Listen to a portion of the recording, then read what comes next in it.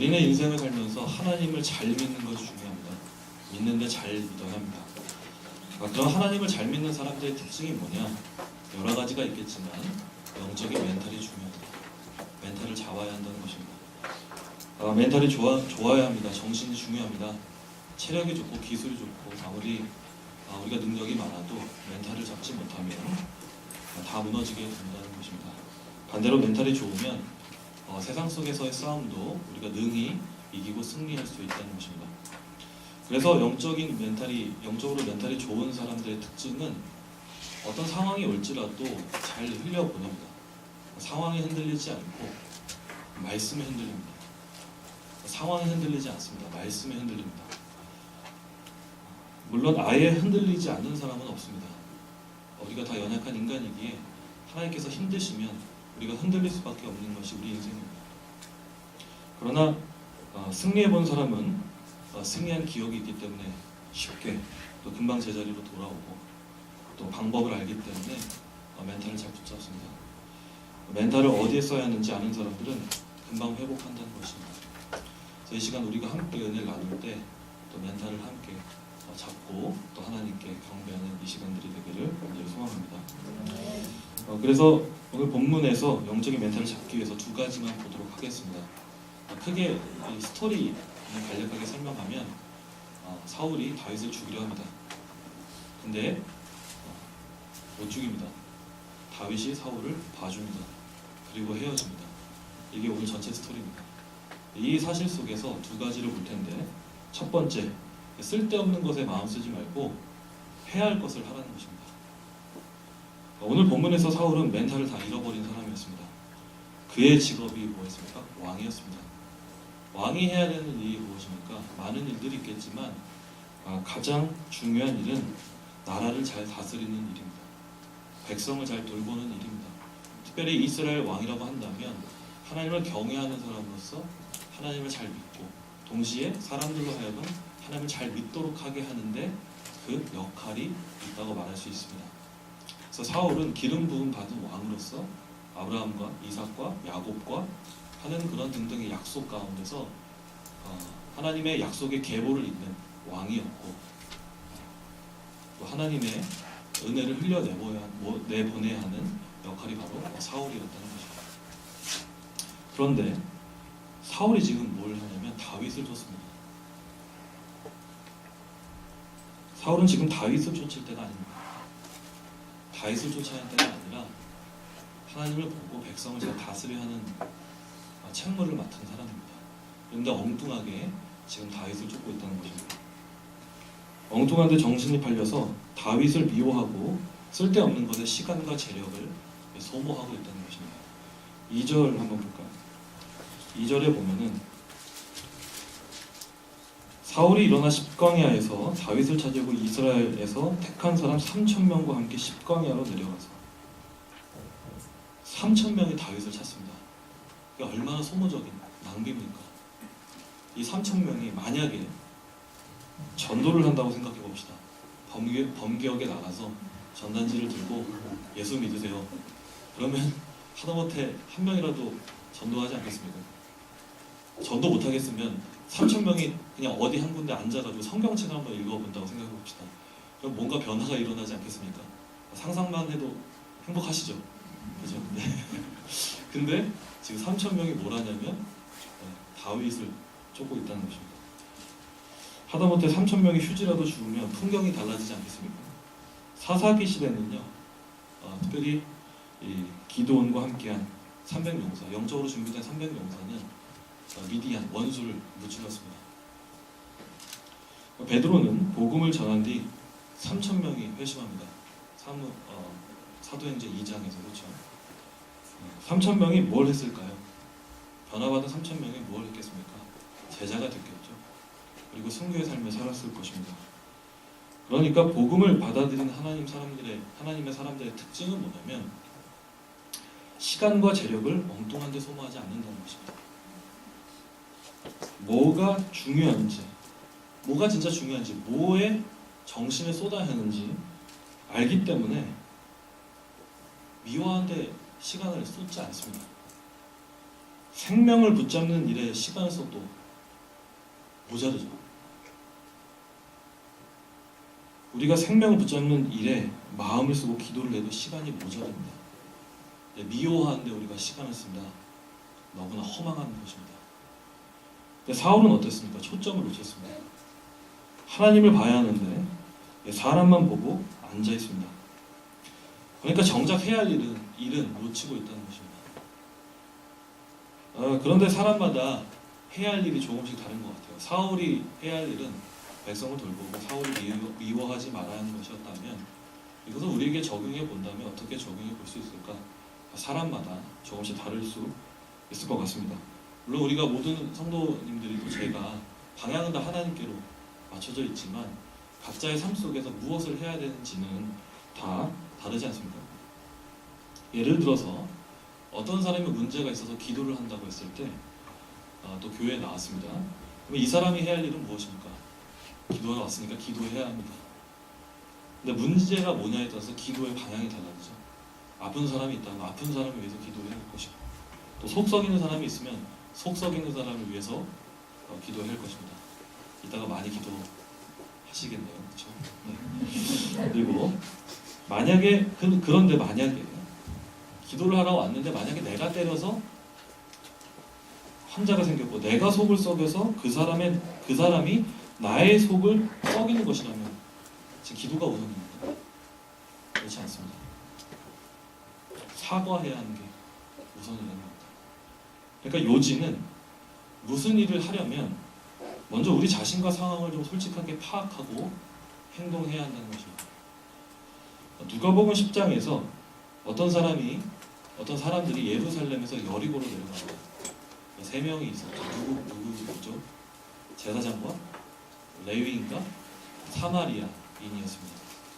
예수님이 세 명을 등장시키면서 말씀을 하시는데 어떤 사람이 다 뺏기고 강도를 만나서 다 뺏기고 죽어가게 되고 있었습니다.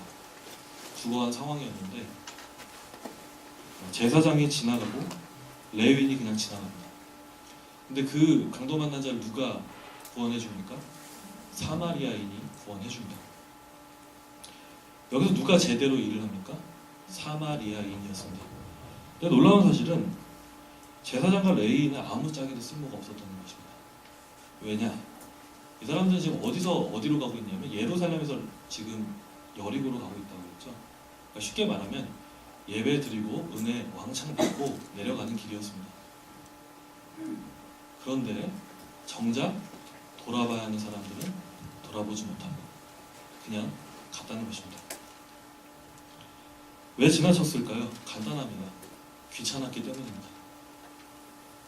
아무리 많은 지식을 갖다 붙이고 합리적인 이성을 갖다 붙여도 그냥 우리 마음이 귀찮으면 안 하게 돼 있습니다. 피곤하니까. 그렇다면 이 레위인과 제사장 은혜 받았다고 말할 수 있을까요? 아닙니다. 은혜를 받은 게 아니라 감동을 받은 겁니다. 예배 시간이 하나님께 경배하고 정말 자신의 마음을 꺾어내는 예배가 아니라 예배 시간에 하나의 쇼로 생각하고 그냥 예배를 본 것입니다. 우리가 흔히 하는 표현 중에서 하나가 예배를 보러 간다. 예배를 보러 간다고 말하죠. 예배는 보러 가는 것이 아닙니다. 예배는 구경하러 가는 것이 아닙니다. 예배는 하나님 앞에 서는 것입니다. 그래서 진짜 은혜 받은 사람은요, 감동에서 그치지 않습니다. 사람에게 세 가지 요소가 있는데, 변화의 세 가지 요소가 있는데, 지식과 감정과 의지의 변화가 함께 일어나는 겁니다. 그래서 예배에서 정말 은혜 받은 사람은 반응만 좋지 않습니다. 반응만 있지도 않습니다. 무엇이 있느냐? 그에 따른 행동과 지식의 변화까지도 있게 된다는 것입니다. 이 사마리아 사람은 놀랍게도 예루살렘에서 내려온 사람이 아니었습니다. 어디서 온 사람이냐? 그냥 여행 중에 그 강도 만난 자를 발견하게 됩니다.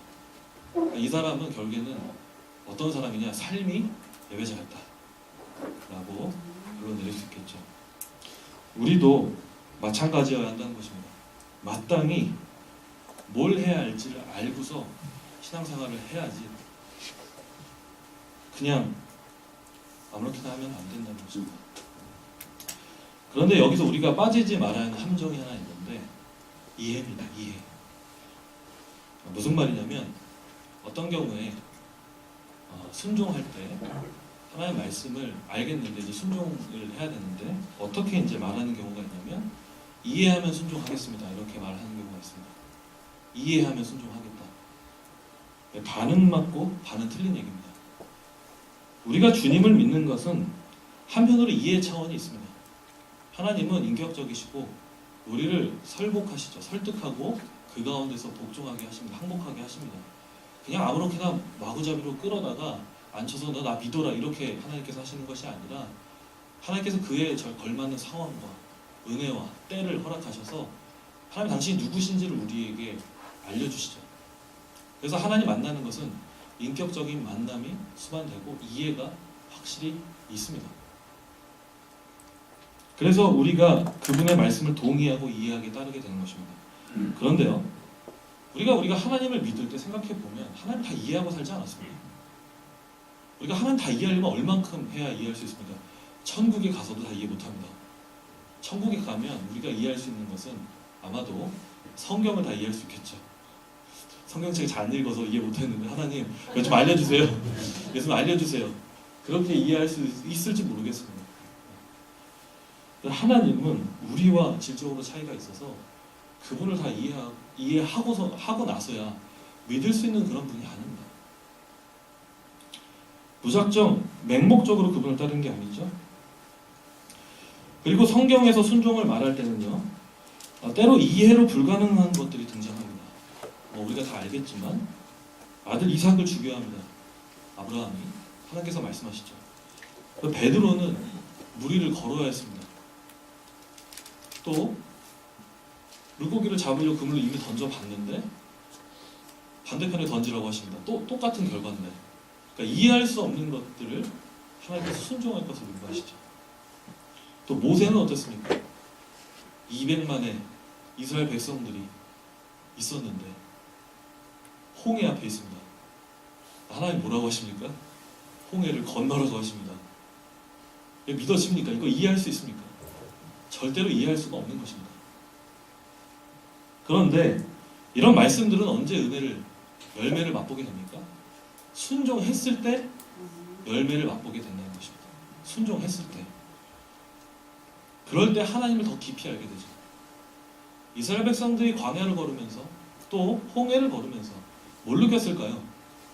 물론 그들에게 범죄한 일련의 사건들이 많이 있었지만 우리가 정직하게 하나님 사건들을 마주하게 바라보았을 때 느껴야 하는 사실은 우리가 순종했을 때 하나님은 더 크신 분이구나.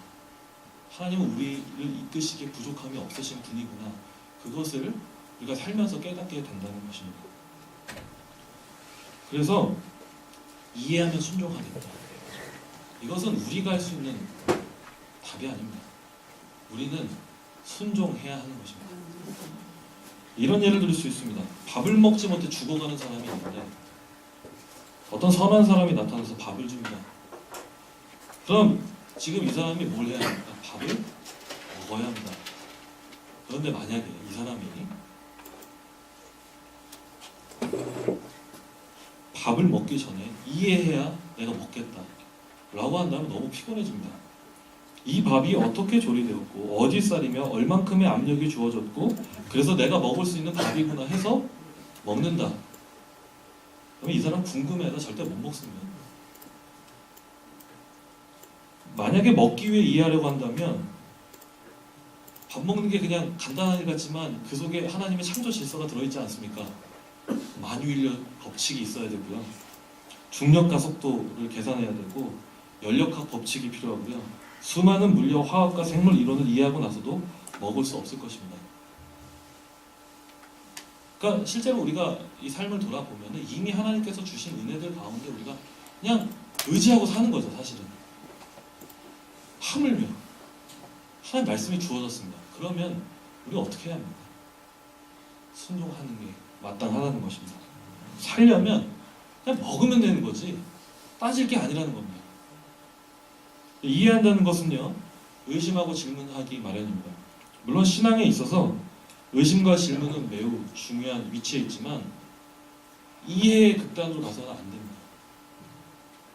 불필요한 이해에 마음이 쏠리면요, 내 이성이 신앙과 순종을 넘어서게 됩니다. 그러면 이게 어디까지 가게 되냐면, 심각하게는 이해를 묻다 보면 심각하게 어디까지 가게 되냐, 예수 그리스도의 십자가가 지혜롭지 못하게 됩니다. 내 머리가 더 똑똑해지게 되는 데까지 나갑니다. 예수님 왜 십자가에 죽으셔야 돼? 나 같으면 안 그러겠는데. 하나님을 믿는 게 아니죠. 이해하는 자기를 믿는 것 뿐입니다. 신앙이란 뭐냐? 순종하는 것입니다. 십자가는, 예수님은 이해해서 믿는 게 아닙니다. 그분을 인격적으로 믿어서 이해가 되는 거지, 이해해서 믿는 것이 아닙니다. 물론 같이 일어날 수 있겠지만 그렇다는 것입니다. 그래서 그분이 나를 구원하셨다는 것을 믿는 것이죠. 그걸 이해하려고 하면 어떻게 이해합니까? 그냥 말씀이 그렇게 말씀하니까 믿는 것이죠. 예수님이 그렇게 말씀했으니까, 제자들이 그렇게 믿었으니까, 그 신앙의 유산이 흘러 성경이 건너 와서 우리에게 번역되어서 우리는 말씀을 읽고 뭐라고 생각하는 겁니까? 하나님이 나를 구원하셨네, 할렐루야, 아멘, 이렇게 가는 것이지, 이거를 이해하고 머리를 붙잡고 쌓아 있으면 그 사람 절대 끝까지 못 믿습니다. 그분이 나를 자녀 삼아 주셨다고 하니까 그렇게 여기고 믿는 것이죠. 여기는 은혜, 그런 줄 알고 믿는 은혜가 진짜 은혜인 것입니다. 그래서 그분이 나에게 그렇게 말씀하니까 그렇게 믿는 것이고, 감동은 뭐냐? 거기에 따라오는 것입니다. 그러니까 말씀이 없는 감동, 싸구려라는 것입니다. 말씀이 있는 가운데 성령께서 지성과 인격과 의지와 감정을 변화시킬 때, 그것이 비로소 진짜 은혜이지, 그냥 감정만 있는 동요, 그래서 아무것도 아니라는 것입니다. 물론 이해가 필요하지 않다는 게 아닙니다. 이해는 성령께서 시키십니다. 왜? 성령께서는 진리의 영이시니까. 성령은 깨닫게 하는 영이시니까. 믿음은 성령의 선물이죠. 성령께서는 믿음을 선물로 주셔서 깨닫게 하시고 이해시키는 겁니다. 그래서 진짜 은혜 받은 사람은 내게서 난 것을 주장할 수가 없습니다. 내가 똑똑해서 믿는 것도 아니고, 그저 주님께서 주신 것을, 그것 또한, 그 사실 또한 성령께서 깨닫게 하심으로 말미암아 우리 구주를 찬양하게 되고 증거하게 되는 것이죠. 순종과 마찬가지입니다. 순종하는 것은 하나님께서 순종하라고 하시기 때문에 순종하는 것입니다.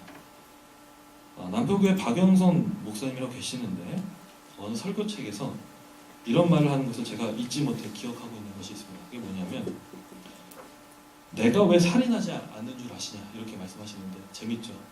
내가 왜 살인하지 않느냐, 죽이고 싶은 사람이 있대요. 무서웠습니다. 목사님이 왜 죽이고 싶은 사람이 누굴까 궁금했는데 말씀 안 하시더라고요. 그래서 죽이고 싶은 사람인데 왜 살인 안 하는 줄 아느냐, 살인하면 법적으로 불리하게 돼서 내 마음이, 양심이 살아있어서, 그렇게 말씀하시는 게 아니라 뭐라 말하냐면, 그분이 이렇게 대답합니다. 하나님이 살인하지 말라고 해서 안 죽인다. 하나님이 하지 말라고 해서 안 하고, 하라고 해서 한다는 것입니다. 여러분, 믿음은요, 수학이 아닙니다. 계산이 아닙니다. 믿고 따르는 것입니다. 우리가 신앙을 하는 1번은요, 교회가 감동을 주기 때문에 믿는 것도 아니고, 나한테 맞는 사람이 있어서, 그럴 만한 조건이 있어서 교회를 다니고 예수를 믿는 것도 아닙니다. 우리가 생각할 때 이것이 갖춰져야 신앙생활을 할 수 있다고 하는 수많은 조건들이 갖춰져야 우리가 신앙을 하는 게 아닙니다. 우리가 왜 예수를 믿습니까? 예수님을 사랑하기 때문에 예수님을 믿는 것입니다. 예수님이 나를 구원했기 때문에 예수님을 믿는 것입니다. 성도는 그분을 제자로 따르는 것이지, 그분이 뭘 줘서 그냥 그분의 팬으로 살아가는 것이 아닙니다. 근데 사울은 어땠습니까? 21절에 다윗이 자신을 죽일 수 있었는데 죽이지 않는 선행을 보면서 감동까지 받습니다. 그렇죠? 다윗이 안 죽인 사실을 압니다.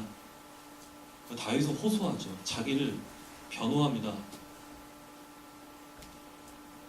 그래서 감동을 받습니다. 그런데 만약 이 사실을 사울이 정말 이 사실 가운데 은혜를 받았다면 그 속에 살아계신 하나님을 바라봤어야 했는데 사울은 여전히 핵심을 못 잡습니다. 그게 뭐냐? 회개하지 않습니다. 돌이키지 않습니다. 순종하지 않습니다. 그래서 그 다음에 또 뭘 하냐면 28장에 엉뚱한 짓을 합니다. 블레셋이 쳐들어올 때 하나님을 찾는 게 아니라 신접한 여인을 찾습니다. 그래서 사무엘을 불러일으키죠. 죽었는데 여전히 엉뚱한 행동을 하고 있다는 것입니다. 그러나 다윗은 달랐습니다. 다윗이 사울을 죽이지 않는 이유는 무엇이었을까요? 네, 맞습니다.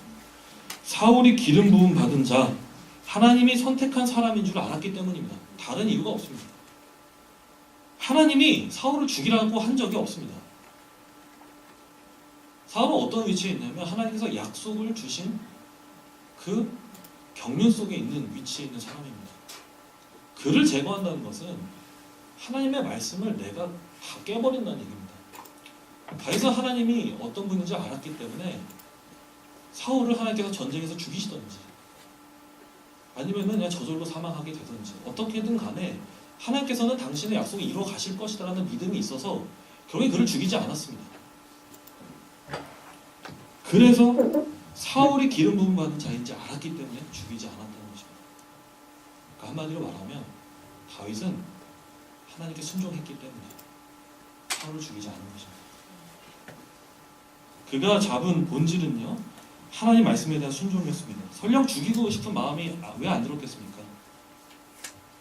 그런 기회가 있었습니다. 오늘 본문 26장에서도 그런 기회가 있었습니다. 그리고 전에도 있었습니다. 그러나 그는 죽이지 않았다는 것입니다. 왜? 하나님 말씀을 사랑하기 때문에, 하나님을 사랑하기 때문에. 하나님 당신께서 이 모든 것들을 인도하실 것이라는 믿음이 있었기 때문에 라는 것입니다. 핵심이 무엇입니까? 모든 성도는, 우리는 사람마다 하나님 앞에서 해야 할 일을 바르게 찾아 순종해야 한다는 것입니다. 사울처럼 엉뚱한데 다가 마음과 재력을 쏟으면 안 된다는 것입니다. 지식이 없는 사람은 말씀을 봐야 합니다. 말만 하는 사람들은 기도를 해야 합니다. 선한 마음만 있는 사람들은 지혜를 필요로 하고 교회 안에서 웅크리고 있는 사람들은 밖으로 나가야 합니다. 가족을 사랑하지 못했으면 가족을 사랑했고요. 가족만 사랑했으면 이제는 좀 다른 사람을 사랑해야 합니다. 그러니까 뭐냐면 말씀 안에서 저마다 깨고 도전해야 할 것들이 있다는 것입니다. 그럴 때 우리 영적인 멘탈이 강해지고 풍성한 복을 누릴 수 있게 된다는 것입니다. 두 번째는 용납하고 용서하라는 것입니다. 미워하지 말라는 것입니다. 미워하지 말고 용납하고 용서해라 라는 것입니다. 오늘 본문 19절은 용납과 용서와는 가장 반대의 극단을 보여줍니다. 다윗이 사울 왕에게 자신의 무결함을 고백합니다. 그러면서 뭐라고 얘기하냐면, 제발 사울 왕이여, 다른 사람들에게 현혹당하지 말라. 나를 미워하는 세력이 있는 줄 아는데 제발 그들의 말을 듣지 말고, 혹 하나님이 나를 저주하시는 것이면 내가 응당 그 죄를 달게 받겠지만, 근데 그것은 아니잖아요, 그렇죠? 그러니까 또 뭐라고 얘기하냐면, 주변 사람들의 그 측근들이 나를 미워하고 있는 그 말들을 듣지 말라는 것입니다. 봐라, 내가 죽이지 않는 거 봐라. 그래서 여기서 분명히 알 수 있는 것은 사울 곁에 있는 사람들이 어떤 사람들이었냐, 다윗을 미워하는 사람들이었다. 그래서 사울과 사울 주변에 있는 모든 사람들은 다윗을 미워하는 공동체였다는 것입니다. 다윗을 미워했습니다. 사울의 경우에는 다윗을 언제 미워하게 됐습니까? 다윗을 사무엘상 18장에서 다윗이 블레셋을 이기고 전쟁에서 돌아오죠. 그때 지혜롭지 못한 여인들이 그 다윗 쪼잔한 사울 왕을 저 모르고서 뭐라고 얘기하냐면, 다윗은 만만이고 사울은 천천이라고. 그러니까 다윗은 만만이나 죽이는 사람이고, 그죠? 사울은 천천밖에 안 되는 그릇 작은 사람이다. 능력이 작은 사람이다. 뭐 이렇게 해석할 수 있겠죠. 그러니까 어떻게 보면 우리가 말을 할 때 조심해야 됩니다. 상대방을 보고서 가려서 얘기를 해야 되지. 그만한 그릇이 있는 사람들한테 그만한 말을 해야 되고, 그만한 그릇이 안 되는 사람들한테 그 말을 해도 못 알아듣습니다. 근데 그런 여인들을 바라보면서 우리는 말의 지혜를 또 얻어야 하지만, 더불어 사울 왕이 필요했던 건 뭐냐면, 왕이라고 한다면 그릇이 커야 되죠. 우리 또한 그릇이 커야 됩니다. 우리 왕의 자녀 아닙니까? 예수님의 자녀 아닙니까? 속 좁게 살면 안 됩니다. 넓게 살아야 되지. 쪼잔하게 뭐 하나 가지고 그런 식으로 살면은, 그러면은 아유, 뒤에서 얘기합니다. 아유, 어린애 같아. 어린애야. 이렇게. 물론 영적인 어린아이가 있을 수 있지만 우리는 거기서 머물면 안 된다는 것입니다.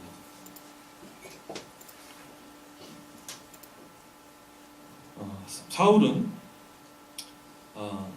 지혜롭게 말하지 않는 여인들을 온전히 소화하지 못했기 때문에 어떤 일이 발생되냐, 오해하고 미움을 갖게 되고, 후에는 다윗을 미워하게 될 만한 여러 사건들이 쌓이면서 다윗을 죽이려고 하죠. 그러나 본질은 같습니다. 다윗을 미워하는 것이었습니다. 미워하면요, 모든 게 다 밉습니다. 다 갖다 붙여집니다. 밥만 먹어도 미워요. 숟가락만 들어도 밉고, 왜 숟가락이, 저 사람 숟가락은 왜 이상하지? 왜 녹이 쓴 것 같지? 이렇게 생각하면서 다 밉습니다. 저만 그랬나 보네요. 네. 그럼 사울 곁에 있는 사람들은 왜 어떻게 다윗을 미워하게 되었는가? 두 가지로 추측이 가능합니다. 첫 번째 뭐냐면, 19절 말씀대로 이 사람들에 대한 표현을 뭐라고 하냐면 다른 신들을 섬기는 사람, 이렇게 얘기하고 있습니다. 우상을 믿은 사람이다. 그러니까 이걸 어떻게 말씀으로 끌어낼 수 있냐면 우리가 하나님을 믿는다는 것은요, 그분의 자비와 사랑과 인격을 믿습니다. 그렇죠? 그래서 하나님을 믿는 사람들은 그 속에 사랑이 있습니다. 왜? 그분께 이미 사랑을 받은 줄 알기 때문에. 그래서 그리스도인들의 삶의 능력에서는 사랑이 드러나게 돼 있습니다. 근데 다른 신에게 없는 것이 뭐냐? 자비가 없습니다. 인격이 없습니다. 신을 만날 수가 없는 겁니다. 물론 그들 입장에서 신을 만났다고 말할 수 있지만, 다른 신에게 없는 것은 뭐냐면 하나님이 갖고 있는 고유한 속성, 자비와 인애와 인자와 자비, 오래 참음, 우리를 지질나게 못난 우리를 참아주시는 그 하나님을 만나지 못합니다. 그러니까 세상 거짓 신들은 비인격적인 신입니다. 그 속엔 사랑이 없습니다. 사랑을 그냥 만들어내서 조금 넣어서 부처를 만들 수도 있고, 다른 신을 만들 수도 있고, 마호메트, 이슬람 만들 수도 있지만 그건 신이 아닙니다. 진짜 인자와 자비를 갖고 계신 하나님, 그분 바로 우리 하나님이시죠. 그래서 이 사람들은 다른 신을 믿었기 때문에 다윗을 사랑할 수 있습니까? 사랑할 수 없는 겁니다. 신에 대한 만남이 없는데, 신에 대한 경외가 없는데, 진정 예수를 만난 체험이 없는데 어떻게 사랑할 수 있겠습니까? 그래서 예수 믿는 사람에게 나타나는 특징이 뭐냐? 사랑입니다. 그럼 예수를 왜 믿는데 사랑이 없냐? 간단합니다. 예수를 못 만난 겁니다. 사랑이 없다? 내가 사랑이 없다? 그럼 예수를 못 만났다고 생각하시면 괜찮습니다. 두 번째, 왜 사람들은 다윗을 미워했는가? 미움이 미움을 낳았다고 저는 추측합니다. 뭐냐? 사울이 먼저 미워했죠. 사울의 그 미움의 불씨가 누구한테로 전달되었냐? 주변의 측근들한테 다 전달이 된 겁니다. 저는 그렇게 봅니다. 미움에는 마력이 있습니다. 이렇게 막 사랑하면 되게 이렇게 같지 않은데, 막 미워하면 한편이 됩니다. 그게 죄인의 속성입니다. 그렇죠? 누굴 뒷담화할 때는 봤다고, 나는 그런 일도 있었는데, 진짜? 대박. 어떻게 그럴 수 있어? 나도 그랬어, 나도. 그거 안 되겠네? 이렇게 말하는 것이 우리입니다. 그러니까 미움은 사람을 하나로 모으는 아름다운 힘이 있습니다. 굉장한 힘이 있죠.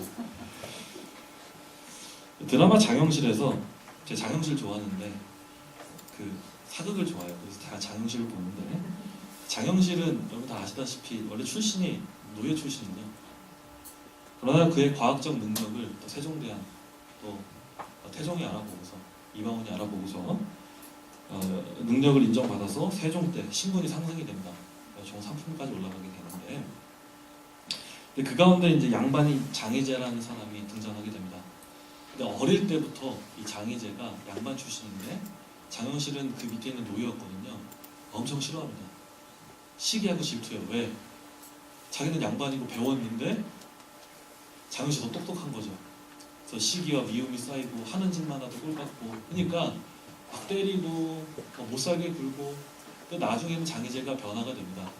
예수를 만난 건 아닌데 이제 엄청난 능력을 이제 바라보게 되면서 그 감화하게 되고 감동받게 되고 장영실의 중심을 알게 되면서 이제 장영실을 이제 좋아하게 되는 거죠. 근데 놀라운 게 뭐냐면, 장희재와 어릴 때 같이 장영실을 때렸던 친구가 있었습니다. 근데 이 친구의 삶이 너무나도 재밌는 게 뭐냐면, 장희재는 변화됐는데 이 친구는 끝까지 쫓아가서 장영실을 죽이려 합니다.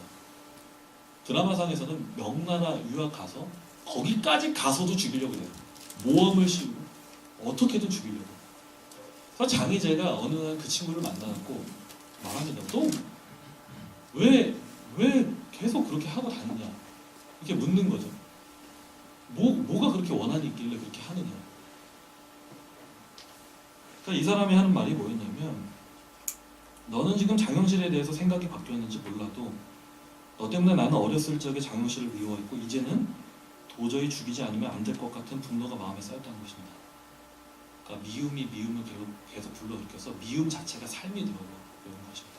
그러니까 사울과 같았죠. 사울과. 그러니까 뭐냐, 미움은 불과 같습니다. 막 붙습니다. 옆 사람에게. 나는 처리할 수 있거든요. 은혜를 주시면. 근데 옮겨붙은 분은 어떻게 합니까? 소화가 안 됩니다. 특별히 집에 들어가서 우리가 쉽게 말을 하는데 그 자녀들이 다 듣습니다.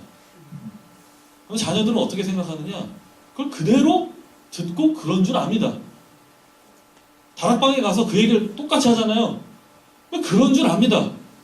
그런 줄 알아요. 그게 아니거든요. 그 사람은 그런 사람 아니거든요. 우리가 생각하는 것과 다르거든요. 하나님은 그 사람을 긍휼히 여기시고 계시거든요. 우리가 미워할 만한 근거가 없거든요.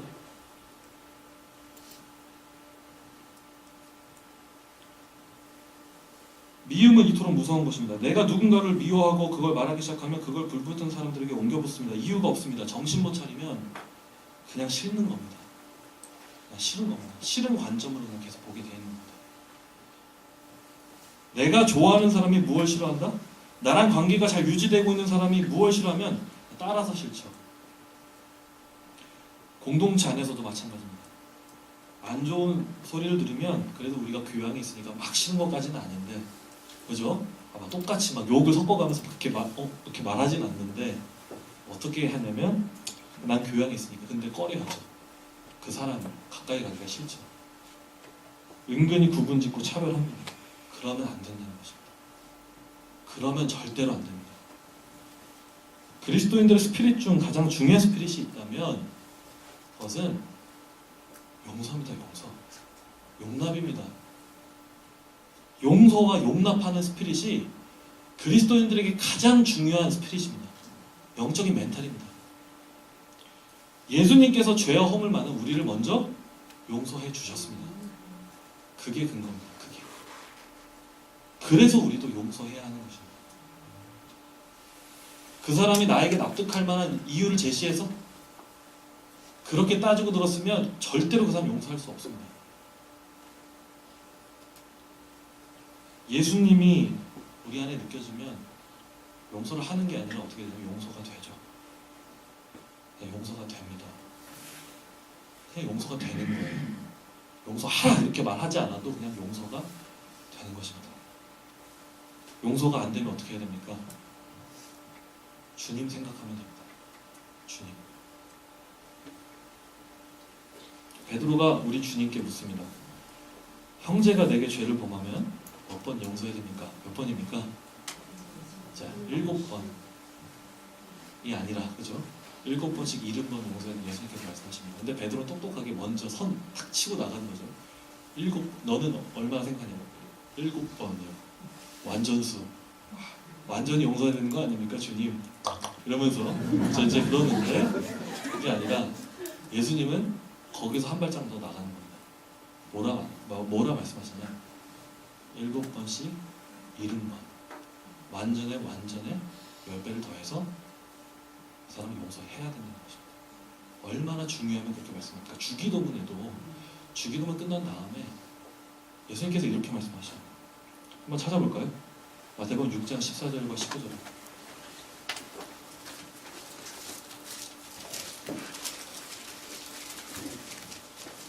마태복음 6장 14절과 19절. 같이 읽겠습니다. 사람의 잘못을 용서하면 너희 하늘 아버지께서도 너희 잘못을 용서하시려니와 너희가 사람의 잘못을 용서하지 아니하면 너희 아버지께서도 너희 잘못을 용서하지 아니하시리라. 아멘. 저는 그렇게 생각합니다. 하나님이 우리가 용서할 수 없는 사람이 있어도 하나님 우리를 용서하십니다. 이미 그런 죄인을 이미 죄값을 다 지불해 주셨습니다. 네, 이 말씀이 우리에게 새롭게 다가오고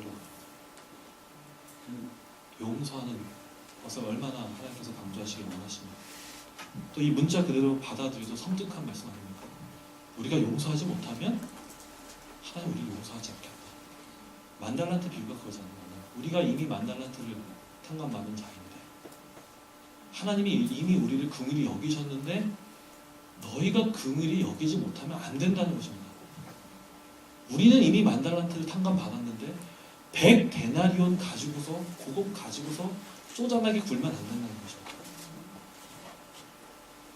그래서 교회에서 늘 일어나는 일이 뭐냐면 용서하고 용서받아야 합니다. 용납해줘야 하는 일들이 늘 일어나야 한다는 것입니다. 중고등부 섬기면서 아이들 보면서 용서할 일이 참 많습니다. 용서해야 한다고 해서 용서해라가 아니라 그냥 받아들일 때가 많습니다. 다 어리고 연약하죠, 우리 아이들이. 우리도 중고등부 때 그랬습니까? 저는 중고등부 때 신앙생활 안 했거든요. 그래서 제가 할 말이 없습니다, 애들 보면. 조금만 잘해도 저보다 잘난 것 같아요. 할 말이 없습니다. 그래서 주님이 가끔은 야, 네가 뭐가 그렇게 잘났냐? 넌 아무것도 못했잖아. 그래서 죄송합니다, 주님. 이러고 마는데 근데 이런 생각이 문득 드는 거예요. 반대도 마찬가지라는 생각이 들었습니다. 제가 아이들을 용서하고 용납하는 것뿐만이 아니라 애들이 나를 용서하고 용납해주는구나. 이런 생각도 합니다. 내가 교회에서 이렇게 밥 먹고 살 수 있는 이유는 제가 우리 교육자분들이 저를 용서해 주시고 성도님들이 저를 용납해 주시기 때문에 이렇게 밥 먹고 살지 않나 그런 생각이 듭니다. 감사합니다. 그래서 어떤 중학교 2학년 여학생들이 어떤 목사님에게 이렇게 물었습니다. 예수님도 했어요? 예수님도 했어요? 이렇게 묻는 거예요. 그래서 목사님은 무슨 말인지 몰라가지고 뭐라고 했더니 목사님 알면서요 했냐고요. 자, 속으로 다 생각하세요. 그래서 다 여러분들이 상상하신 대로 성관계 했냐고요 이렇게 얘기를 하는 거예요, 애들이. 그래서 옆에서 친구가 한 방 더 먹이더랍니다. 당연히 했겠지, 예수님도 사람인데 이렇게 얘기했다는 거예요. 저는 이 친구들의 영성을 느꼈습니다. 어떤 영성을 느꼈냐? 예수님이 실수해도 봐주는 영성이 있구나, 애들이. 그래도 예수님을 믿는 애들이구나. 대단하다. 그죠? 어떤 사람들은 하나님 막 따지면서 하나님 뭐냐고 안 믿잖아요. 이 친구들은 그러지 않는 거죠. 그렇죠? 예수님 인간적으로 바라보면서 믿는 우리 애들. 근데 여기서 한번 가정을 해보겠습니다. 만약 이렇게 말하는 친구들이 우리 주변에 있는데 거기에 우리가 막 화를 낸다고 한번 해보세요. 뭐라고! 하면서. 아니면 뒤에서 쟤네들 막 저런 말을 하고 있어 하면서 이렇게 얘기를 했다고 한번 해보자. 그리고서 아니면 너 부모님이 누구야? 어떻게 예수님한테 그럴 수 있어? 그런 식으로 말하면 어떻게 됐습니까? 소통 자체가 안 되는 겁니다. 그 사람은 그런 친구들은 교회 안에 못 들어오는 겁니다. 절대로. 분노할 때 따로 있는 것이죠. 분노할 때는. 믿는 사람들의 특징은 용납하고 친절하게 바른 진리를 알려주는 것입니다. 어느 정도까지요? 7번씩, 7명까지. 근데 이게 사실 어렵습니다. 쉬운 게 아니죠. 말하는 건 굉장히 쉽습니다. 특히 언제 어렵냐면 내가 납득이 되는 선을 넘었을 때 누군가 내게 이해하는 선을 넘었을 때 어렵습니다. 나에게도 꼭지가 있는데 이 꼭지를 넘어서면 안 되는 겁니다. 너무 좋아하시네요. 꼭 이것만 하지 말아야 하는데 그걸 골라서 해요. 밉상입니다. 하지만 그리스도인들에게 가장 일어나는 중요한 특징은 용서와 용납이라는 겁니다. 내 꼭지를 돌게 해도 꼭지를 돈 내가 잘못이지, 내가 내 마음 그릇이 작은 것이지, 그 사람은 설사 잘못이 있고 용서를 구해하는 입장에 있다 할지라도 이미 우리는 용서를 한 줄 알고 용서한 마음으로 바라봐야 하는 것입니다. 예수님께서 차별 없이 나를 받으셨듯이 우리 역시 가장 껄끄럽게 하는 누군가까지도 받아들여야 합니다. 그래서 저는 아빠를 용서했습니다. 아빠를 절대로 용서할 수 없었는데, 설교 아버지 들으시면 안 되는데 네. 아빠를 용서할 수 없었습니다. 근데 예수님 안에서 이미 내가 용서받은 사실을 그냥 보니까 저절로 아버지는 그냥 그럴 수 있지, 그럴 수 있지, 그럴 수 있지. 그렇다고 죄가 관용되는 것이 아니라 그냥 그럴 수 있는 겁니다. 늘 교회마다 3월이 되면요, 다락방, 목장, 구역, 순셀 등 여러 이름으로 소그룹 모임이 시작이 됩니다. 다락방 시작되셨죠? 네, 다락방 시작이 됐는데 그때마다 어디나 있는 일이 있습니다. 이게 뭐냐면 듣지 않고 보지 않아도 그냥 있는 일입니다. 어떤 일이냐? 그게 뭐냐? 저 좀 다른 데다가 넣어주세요. 지금 그러셨나요? 네. 이유가 뭐냐면 그 사람 좀 불편해요. 그 사람 좀 불편해요. 그분도 여러분을 불편해하십니다. 그분도 여러분을 불편해하세요. 서로가 쌍방간에 불편한 겁니다. 그걸 하셔야 되죠. 그러면 안 됩니다. 이게 중고등부 수련회 가면 늘 있는 일이에요. 그러니까 애들한테도 있는 일이 다락방에서 있습니다. 저 좀 다른 조에다가 넣어주세요. 왜? 친구가 있어서요. 친구가 있는데도 작년만 해도 그런 일 엄청 많았거든요. 때로 엄청 썼거든요. 이번에도 없지는 않았습니다. 근데 작년과 비교했을 때 감사했던 것은 선생님들이 조편성에 대해서 신경을 많이 안 쓰셨다는 겁니다. 작년에는 선생님들이 애들이 막 싫어할까봐 엄청 오랫동안 고민하고 바꾸고 또 바꾸고 또 바꾸고 항상 어떻게 할까요? 이건 또 뭐라고 해요? 그걸 막 맞춰주는데 제가 처음이니까 다 그냥 이렇게 했습니다. 근데 이상했어요. 왜 이렇게 다 맞춰주나? 저는 원래 나쁜 남자거든요. 그렇게 막 다 안 해줍니다. 네, 그러면 애들이 안 커요. 네. 근데 왜 이렇게 다 해주나? 이해를 못했습니다. 근데 봤더니 애들 반응에 너무 신경을 썼던 겁니다. 좋은 게 아니죠. 좋은 게 아닙니다. 그리고 또 해보면 거기입니다. 다 똑같습니다. 죄인 아닙니까? 다. 우리 모두가. 피해도 또 만나요. 불편한 사람. 다락방에서 피하면 하나님께서 언젠가 만나게 해주실 믿습니다. 오히려 불편한 사람이 있으면요, 하나님께서 우리는 그렇게 받아들입니다. 내 좁은 마음 한계를 넓혀주려고 하시는 거예요. 내 좁디 좁은 마음, 이 사람과 인격적인 교제를 통해서 오히려 그 사람을 오해를 벗겨내고 그 사람 마음 품을 수 있고 그렇게 성숙하게 되는 것들을 나에게 끌고시는 거예요. 여러분 천국 갈 때 뭘 갖고 가시겠습니까? 그냥 저는 그렇게 생각합니다. 마음 하나 갖고 가지 않겠어요? 제가 토마스 아켄피스 그리스도로 본받아라는 책 읽으면서 하나 기억나는 게, 가장 은혜 받았던 게, 천국에서 하나님은 우리가 무슨 책을 읽는지 보지 않는다고 합니다. 그러니까 우리가 얼마나 똑똑한지 그런 거 보는 분이 아니고 뭐가 남겠습니까? 결국에는 그 지식도 중요하지만 이거 얼마큼 사랑하는가, 그것들을 우리 안에서 바라보지 않겠습니까? 다락방 어린애처럼 굴지 않았으면 좋겠습니다. 저는 잘 몰라요. 그냥 가정하고 얘기하는 겁니다. 가정하고. 그런데 늘 있는 일이기 때문에 물론 그런 얘기를 합니다. 용서를 우리가 모두 할 수 있습니다. 그러면 그에 합당하게 조금 시간을 두고서 따로 떼어놓을 수도 있습니다. 그게 또 지혜일 수도 있습니다. 다 무슨 말인지 이해하신 줄 믿겠습니다. 어떤 분들은요 이렇게 말합니다. 이 사람이 용서를 구하면 용서할래요. 그게 아닙니다. 용서를 구하는 사람은 진정으로 용서를 구해야 되고, 용서 받아야 하는 사람은 받기 전에 이미 용서를 하는 겁니다. 요한일서 4장 20절에 한번 같이 볼까요?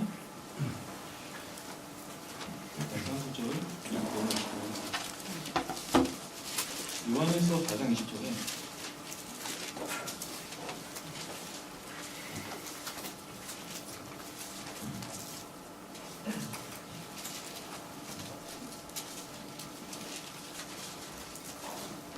같이 읽겠습니다. 시작.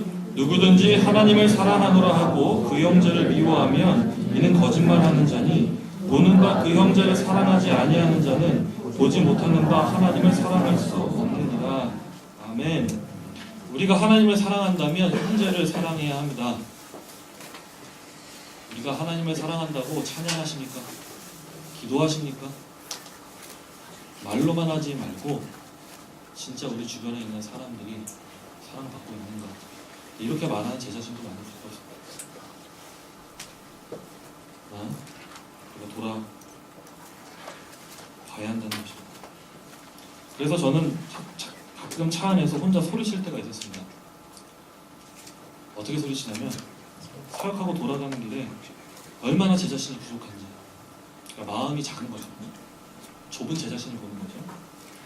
그리고 쉽게 사람이 용납이 왜 안 됐는지, 또 이것저것 생각하면 막 마음이 불편하고 괴롭고, 내가 잘못한 것 같기도, 그 사람 잘못한 것 같기도, 별 생각 다 하면서 마음 복잡할 때가 있어요. 그러면 또 별 생각 다 하는 게, 나 같은 게 무슨 사역자 이렇게 생각하기도 하고, 또 마음이 잘 다스려지지 않으니까 결국에는 뭘 하냐, 혼자 웃습니다. 그러니까 미쳐서 웃는 거예요. 하나님, 사탄아 물러가라! 막 하면서, 마음아 미워야 물러가라! 막 하면서 진짜 달려가는, 여기서 이제 의왕 톨게이트를 지나서 사당역까지 혼자 차 안에서 몇 사람 듣든 말든 거기서 기도하는 거예요.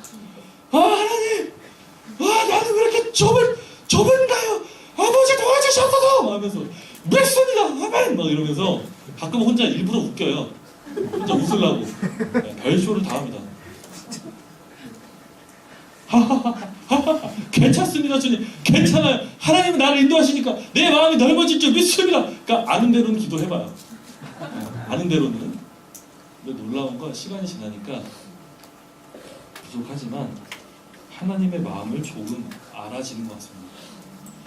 사랑의 넓이가 조금씩 넓어지는 것 같고요. 누군가 전에는 막 얘기하면 마음이 막 심술 맞았는데, 이제는 막 얘기를 하잖아요. 그러면 다른 게 보여요. 영혼이 보여요. 막 안경, 투시 안경 쓴 것도 아닌데, 불쌍하고 영혼이 보일 때가 많습니다. 막 뭐 달라고 얘기를 하면, 그래, 사랑 달라고 하는구나, 이렇게. 다윗은요, 이미 사울을 용서했습니다. 죽일 기회도 왔고요. 죽여도 주변 사람들은 모두 꺼려하지 않는 분위기인데도 다윗은 믿음으로 그가 기름으로 받은 왕이기 때문에 하나님이 죽이지 말라 했기 때문에 그를 용서했다는 것입니다. 말씀 맺겠습니다. 첫 번째, 영적인 멘탈이 강화되기 위해서 쓸데없는 일에 소모하지 마시길 바랍니다. 순종하는 것, 이해를 한편으로 때론 필요하기도 하지만 이해 자체가 순종이 아니다. 이해하고 믿지 마시고 믿음으로 우리가 뭐에 신경을 쏟았는지, 생명에 신경을 쏟았는지 돌아보는 여러분 되시길 바랍니다. 두 번째, 용서와 용납할 때 우리의 마음의 깊이가 더욱 자라나게 된다는 것입니다. 죽고 나서 뭘 가져가시겠습니까? 돈 가져가시겠습니까? 명예를 가져가시겠습니까? 사랑 하나 안고 들어가서 예수님 앞에 연료가 내어드릴 때 하나님, 이게 내 사랑한 흔적입니다. 그렇게 말씀 고백하는 우리 저와 여러분 되시길 간절히 소망합니다. 같이 기도하겠습니다. 첫 번째,